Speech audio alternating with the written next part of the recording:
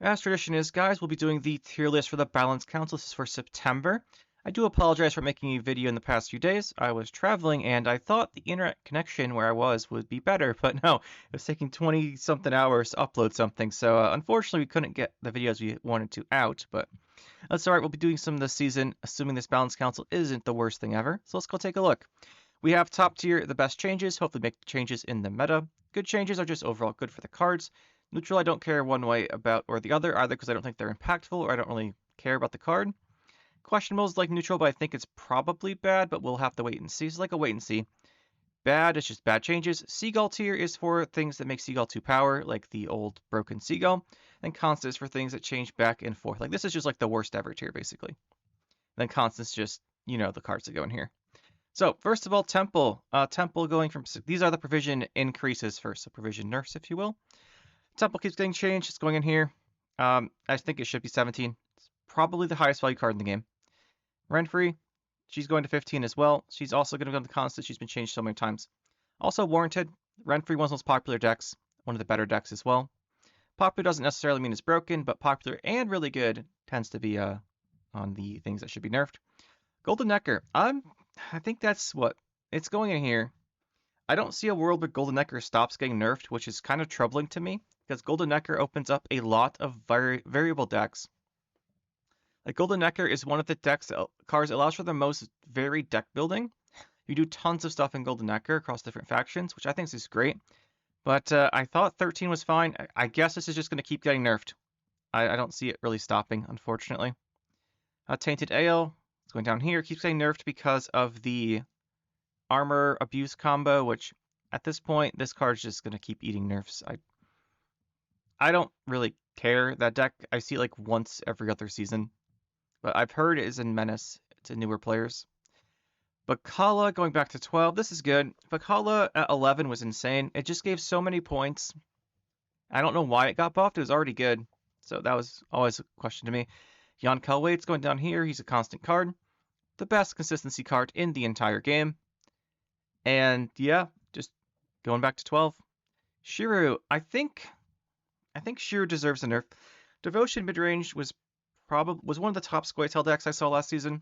That being said, I didn't play much last season because the meta was just not fun. But anyway, I think this is probably deserved. Shiru is just a win condition against. If you go to a long round and they have Shiru, you will probably lose. If you go to a short round with Shiru, they buff it up with like the Mahakam Pass or a leader, and they just do a tall punish on something with it. So very flexible. You have to play around it, but that doesn't mean the card doesn't deserve to be nerfed. The card's incredibly good. Muta Generator. Priestess was probably the best deck last season for Northern Realms. At least one of the top 2 decks for Northern Realms was Priestess with Muta Generator.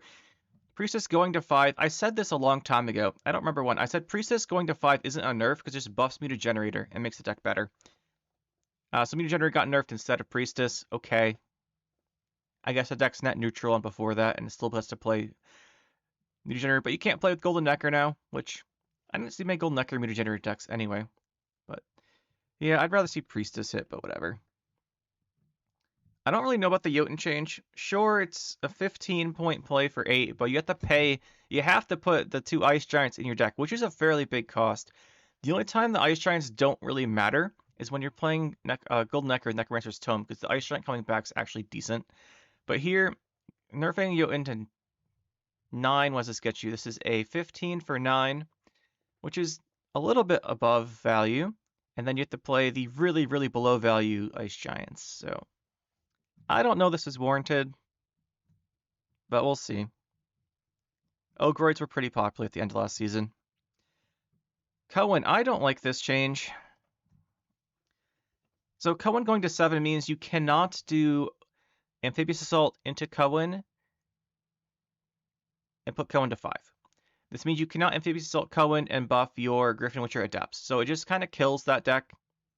You have to do a leader charge on the Cohen after Oneiromancing it, or after Amphibious Assaulting it now. So it kind of sticks it into Uprising for the Witchers. This is a nerf to Traveling Priestess, by the way. Like the Traveling Priestess played Cohen. So this is another way to nerf Traveling Priestess deck without nerfing Traveling Priestess. At least her provisions, I should say. I don't like this. I really don't like killing decks to nerf other decks. And I don't think the Witcher deck really functions well now. I guess you can put an Uprising Charge on it. I don't like it. I'll put it here just because of it does hopefully rein in Traveling Priestess a little bit, which is a terrible deck to have be the best deck for a faction because it's incredibly consistent. The game plan always plays out the same. And then just round 3, if they have the combo, you lose. It's not really much counterplay.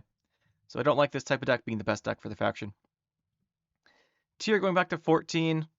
I think this is going down here at this point. 15, 14, 14, 15. Tier is incredibly good.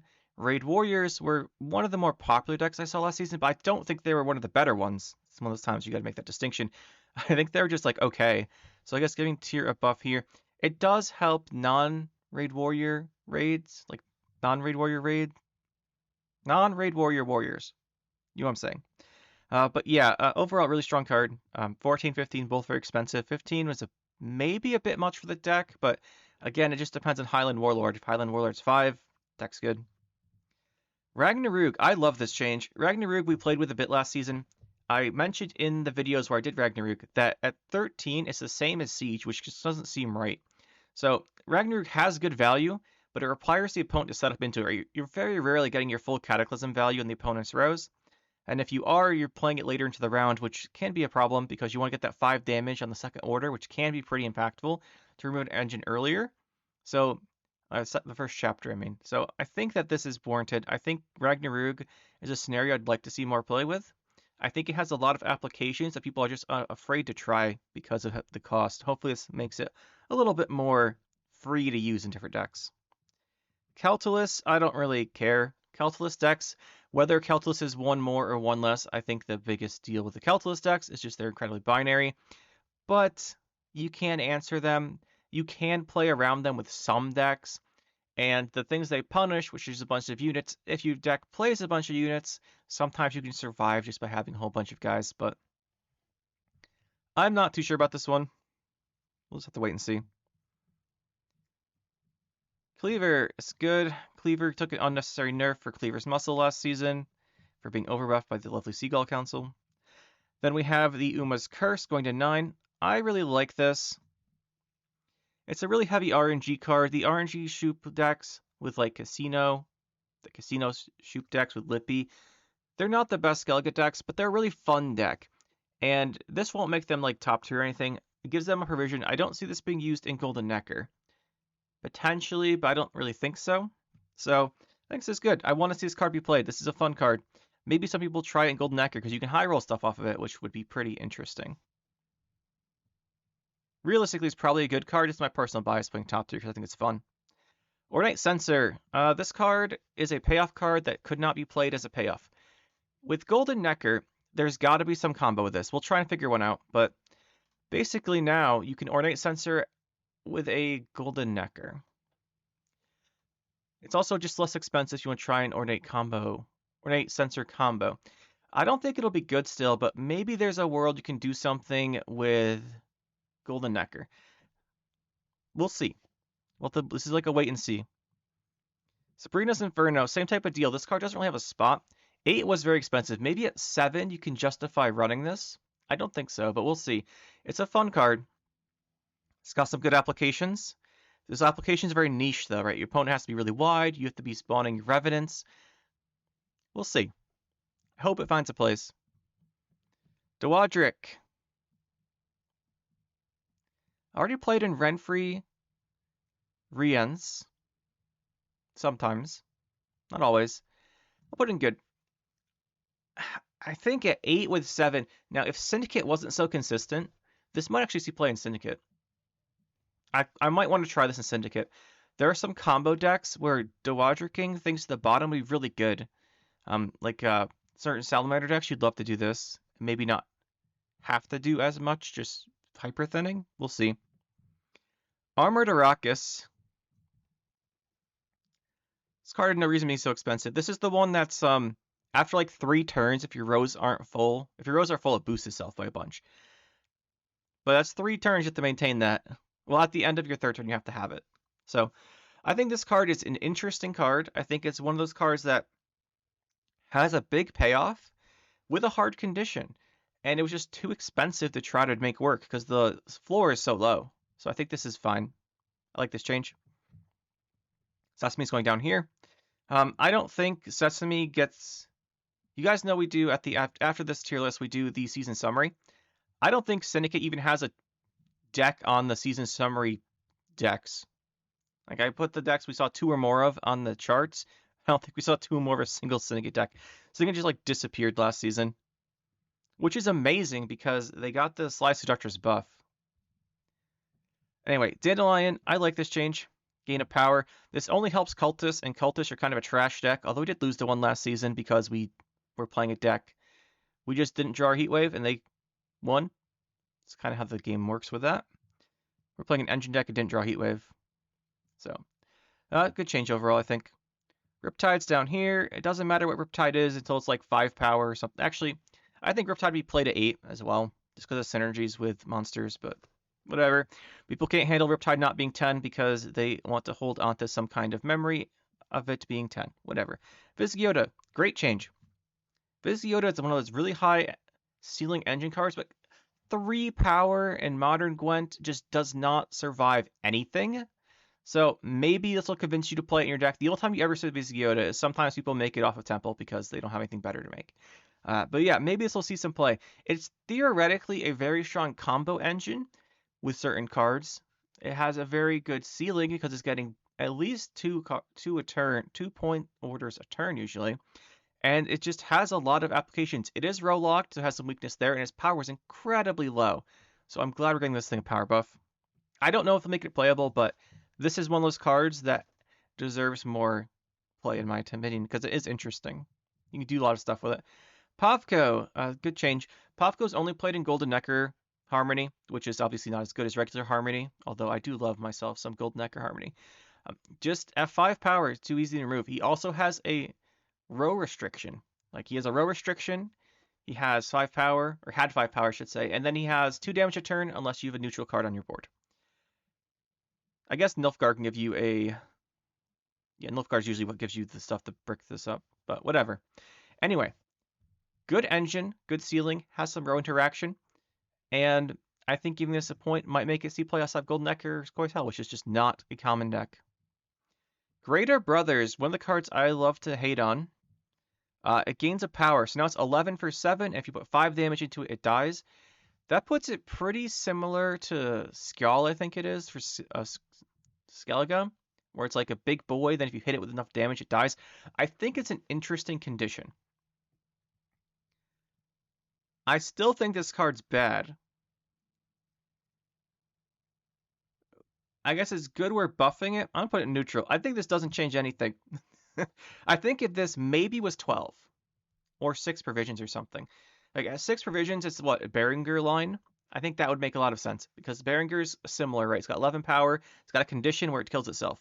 I think this needs to be 6 provisions probably. I think I forgot to mention what we're doing here. These are the power increases we're in now. I'll put chapters in to make it clearer because I forgot to mention the transitions. Then we have the Redanian Secret Service. This is a 2 power now. So I think the idea here is instead of reverting Secret Service to 6, where it's just used as a thinning tool, we put it to 7 with 2 power, because now it doesn't die to pings. It can do its job of purifying better, but it costs you more to put in your deck. I like that line of thought. I like the idea that you can play Secret Service to do its purify thing. It doesn't die to a 1 damage ping anymore, so it's good at doing its purify thing, but it's expensive, so you don't have to just tech 2 in every deck that wants to thin. I really like this line. I'm gonna put this up here. I like this idea. Because when you do use Secret Service in your deck to purify something, a 1 damage ping order on board just kills it, which is very underwhelming if you're paying 7. If you're paying 6 and it's 1 power, okay, it's more reasonable because you're mostly using it for thinning. But at 7, you really want to be doing that purify thing effectively, so I like giving it the extra power. Seagull, hey, we already got a tier for this. Look at that. Throw it down there. Perfect.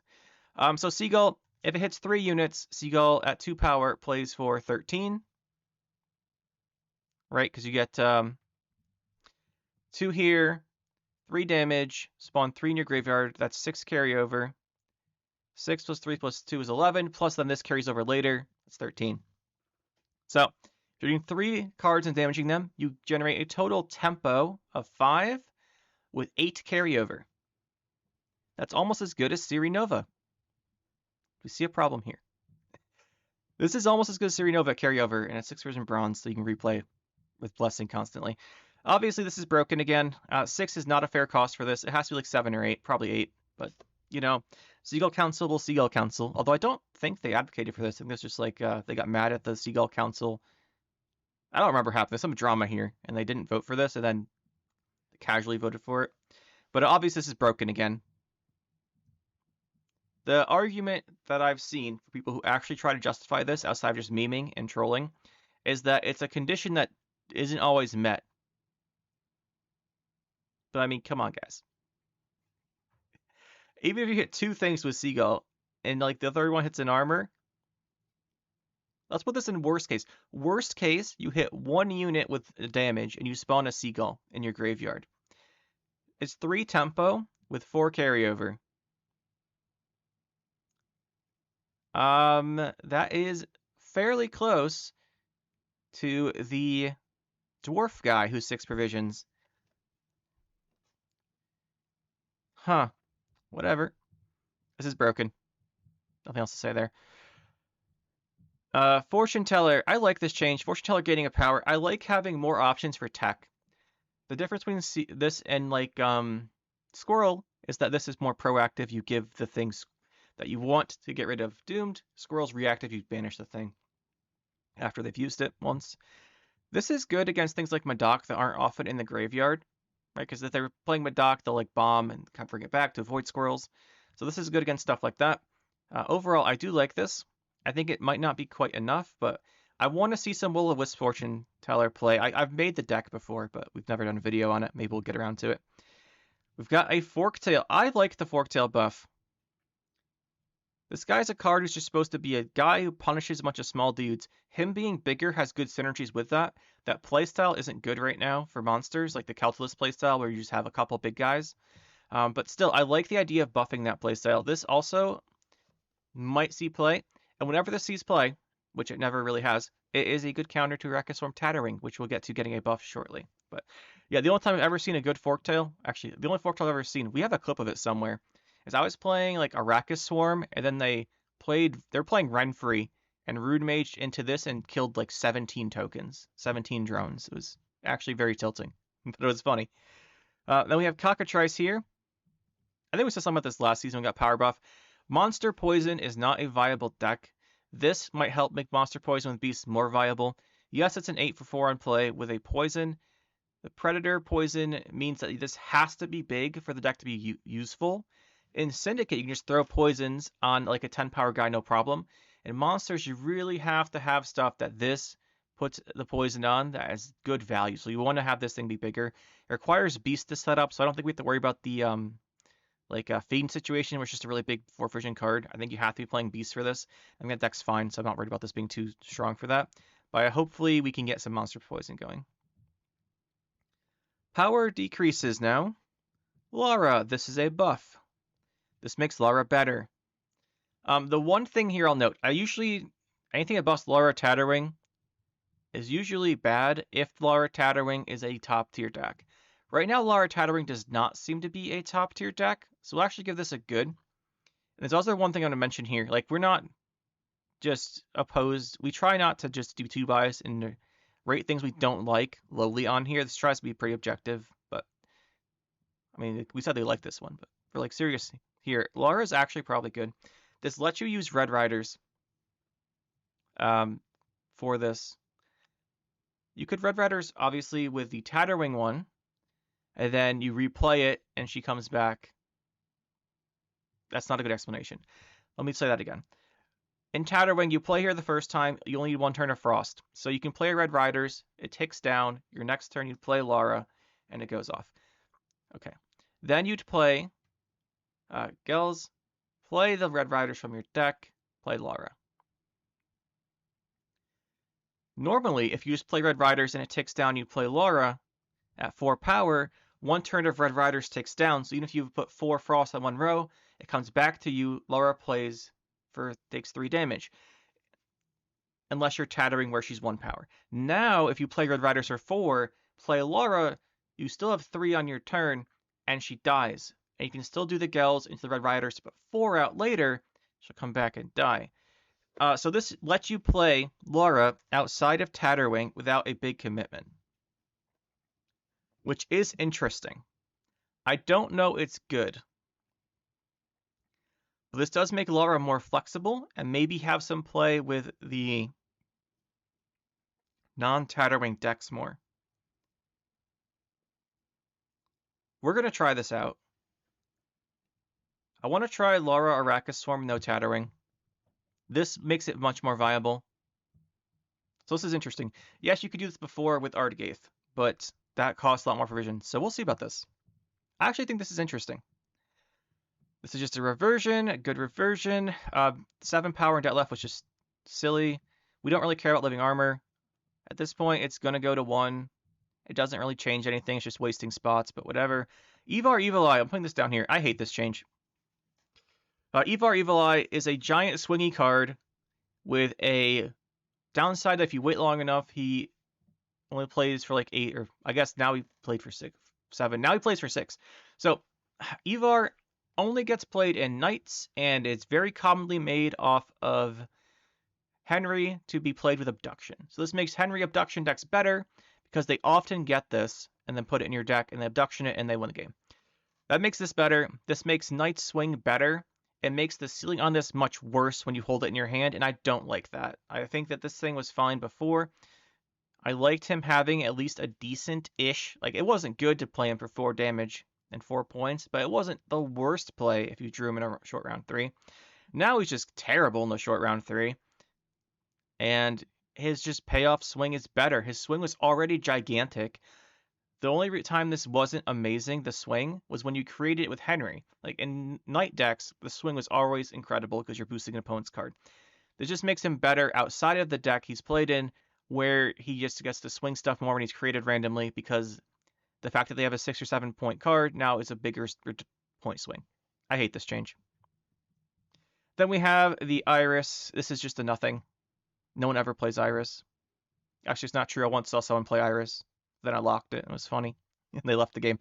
Anyway, so Nausicaa Sergeant, this goes down here. There was, by the way, so you guys who listen this far are aware, there was a big push from the Seagull Council, you know, these guys who did these, to make this 5 provisions and just break the game. That's all they want to do is break the game. I've talked to them before. There's not really much point.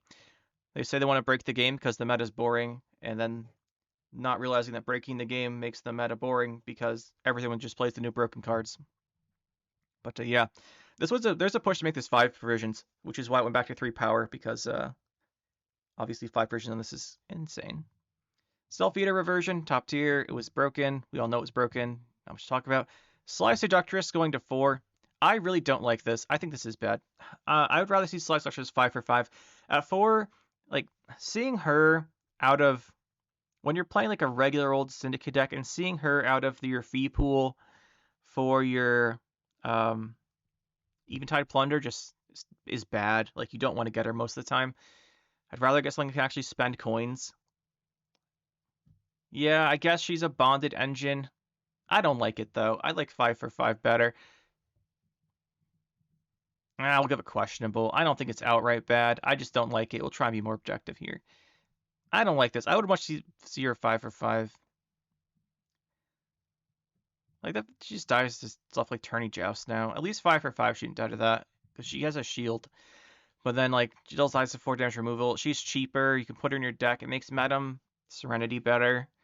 I don't know. We'll see.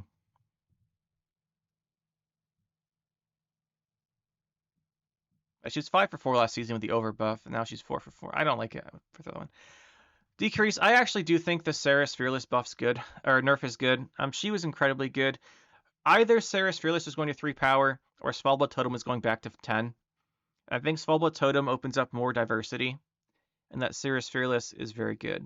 So I guess this is fine. You usually get to use her once here. That's a very long run-on sentence there.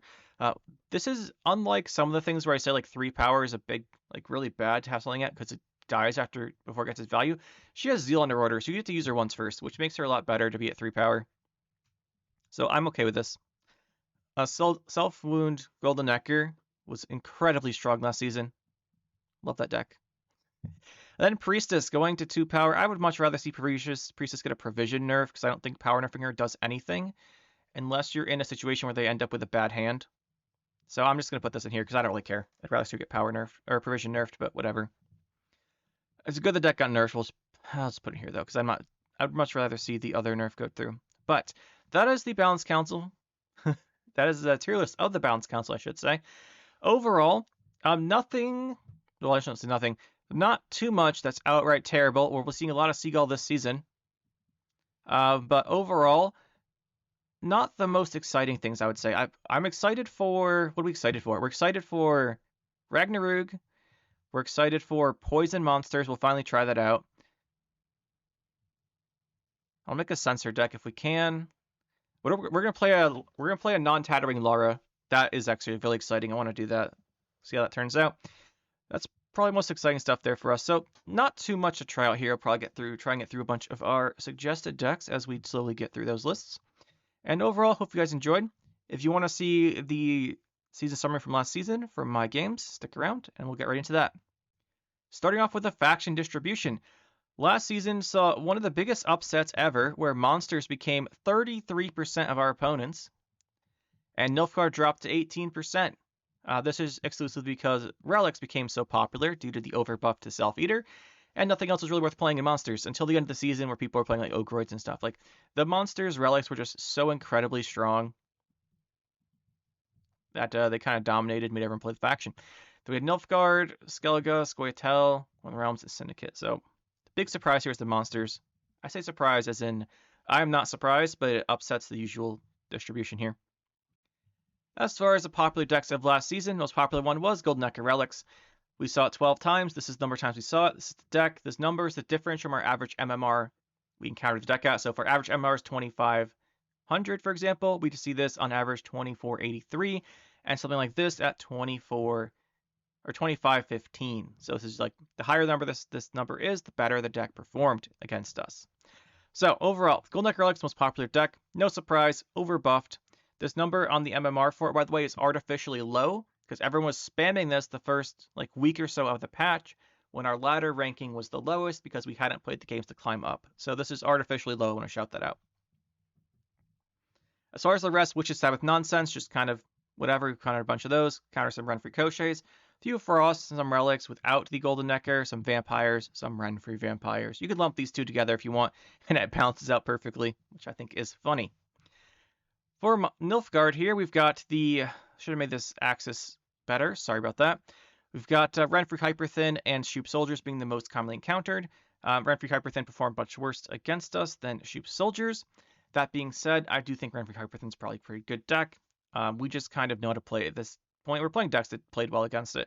Shupe Soldiers, very good deck. Always been very good deck. Then we played some Clogs, some Enslave Assimilates. Normal Nilfgaard stuff. Nothing too crazy here. Northern Realms, not much. You can see the most common thing we played was 3, which was Reavers, to our dismay. And then we played some Adder Revenants, some Knights, some Spellweaver Spam Mages. Nothing crazy here. There's not enough games for this to be useful, but just kind of fun to see what we have here. Skellige, we've got Renfri Warriors, Raid Warriors, and Skellige Witchers. Again, nothing surprising here. All very standard decks. Scoia'tael, most common one was Shiryu Control. This is not Devotion midrange. This was non-Devotion. This was playing non-Devotion cards, which is why I put it in a separate category. These two are very similar decks, but the Shiryu Control is playing non-Devotion. Is playing stuff like Heatwave, stuff like Muzzle, just big control stuff. It was basically just hard countering the Relic decks, as far as I could tell from their builds. But this is one of the top decks we encounter on the ladder. We kind of at our highest MMRs, which is interesting. Precision Strike Control Dwarves, still a really solid deck. Then we've got the Trap Elves, Devotion Midrange, regular Dwarves. Overall, the Shiryu Control was the most surprising to me. You can kind of lump it in with Devotion Midrange and say this is the most common deck. I wouldn't blame you, but the ones we countered the highest were non-Devotion, which was very surprising. Here's Syndicate. Yep. We didn't see a single Syndicate deck more than one time last season. Which, I don't know, just tells you. There were like 8% of our games against Syndicate. They were all just random decks. Like, there were so many random decks playing the buffed Seductress. Not so many. There were several decks playing buffed Seductress, but they were all different. Like, some were playing Forgotten, not some, like one was playing Forgotten Treasures, one was just playing the scenario, one wasn't playing Passiflora, and like one was playing Igor. They're all different leaders. So they were no like consistent deck we played more than once. So overall most popular decks, we had the gigantic outlier of Golden Echo Relics because of course, and then we've got like the Witch's Sabbath, Renfri, and blah blah blah. You guys can see here. Not a great season. Like I hate all these decks. I don't hate them. That's a bit of an exaggeration. Golden Echo Relics I don't like because it's overbuffed, Witch's Sabbath nonsense. It's just not fun to play against. Renfri Kosche's fine. Renfri Warriors is annoying because they have so much control, but fine. Shoop Soldiers, blah blah blah. And then if we go down those popular leaders, I love this category. We have the Carapace. No surprise there for all of our Relic decks. Golden Echo and non-Golden Echo. So Forces of Nature, Blood Sands, Fruits, Rocket Swarm, Hunger, and White Frost. Yep, that was for Relics. Northern Realms, we've got Pincer Maneuver, Mobilization for the spammy stuff, Shield Wall, and Inspiration. No Inspired Zeal. I don't think we've seen that before. But just why would you play Inspired Zeal when you can play Priestess? Because Priestess is better. I don't know. I really don't like Priestess being the best deck. It's just a very binary deck that there is not that much counterplay to. They just do their stuff. And if you have enough point generation round 1 to win round 1, and you complete them round 2, you win. If you don't have the point generation to stop them, or you can't like say you just like can't kill a Snowdrop, then they kind of win. So I don't know. Not a favorite deck of mine. Squirtle, most common one is Guerrilla Tactics. This was moving Shirus around. Precision Strikes for just controls and stuff. Then you've got your other ones spread around. Nothing surprising here too much. Skellige. Oh look, Blaze of Glory. This is for Renfri and Raid Warriors. Both of them played this leader. Patricidal Fury's fallen off. And they just play this. I think they just play this because it's got an extra provision of Patricidal Fury. But yeah. No Rage of the Sea, no Battle Trance, no Ursine Ritual. By the way, this is just like a thing. We never see very much Self Wound, Golden Echo or otherwise, but it's very good. So I don't know why people don't play it that much. It must be we're not high enough MMRs. Nilfgaard, Imperial Formation, taken over here for Shoop and Renfri soldiers. Very common. And then we've got Shoop soldiers, regular soldiers, all that kind of stuff here. Some Renfris. Tactical Decision. I saw some of the Renfri Hyperthin decks playing, at least one was playing Imperial Formation instead of Tactical Decision, which was wild to me. But people will make decisions. Got no Double Cross, no Imprisonment. It's a bit of a shame. Like Double Cross Assimilate is a deck I want to see playable, but it's so hard to make Double Cross Assimilate playable without just buffing Enslave Assimilate, which is always fairly popular. I might have to be like a leader, but the leader's so good then just Renfri plays it. Weird. And then for Syndicate, we saw some different leaders here. There were no unifying decks we saw more than once, though. So that's Papyrus Cove, 1 Jackpot, 1 Books, 2 Congregations, 3 Hidden Caches. Not much to say there. Overall, those popular leaders are Carapace, Blaze of Glory, and Formation. You see the ones down here. Yeah, this is just overbuffed card being exploited. This is 2 popular decks using the same leader, and this is just the same type of thing. Least popular. These are all the leaders we saw 0 times last season. Some of these are crazy. Like, I know Ursine Ritual is a good leader. It's just on here because we didn't play enough to find people playing it. Same with Inspired Zeal. Although I guess they probably wouldn't be playing it. They'd just be playing Priestess. But yeah. Surprising. No surprise here. Deck types. We usually don't show this because it's not that meaningful. But Engine. Just being slammed this season. As far as neutral packages, we've got Renfri coming in at 7, almost 8% of our opponents playing Renfri. Another 5% playing Golden Echo, or 2% playing Shoop, which means overall we've got a 10. What this 15% of our games are based around a neutral engine, a neutral like deck focus, we should say. Well, that's fairly high. But what really is disappointing me, guys, is this next graph here. Devotion's now sub 20% in our games. Sub 20. It's a shame. Like, devotion cards are really interesting. They have very good effects, most of them, but it's not enough to like swing you into playing devotion over non-devotion. Most people just play non-devotion. It's just too good to play stuff. Also, last season I think you kind of needed Heat Wave to deal with Golden Necker relics or relics in general. And everyone's favorite category. That's always funny. If I ever forget something on these videos, people don't notice unless it's exactly this section that people always comment. Oh, but yeah, disconnectors. 1 Renfri Kashe, 1 Beauty Generator Priestess, and the 1 Night Player we played. Shout out to you guys. Thanks so much. But all right, guys, that's this. That was last season. Hope you guys enjoyed. You can kind of see where we're coming from then, hopefully. And let me know what you guys want to see next season.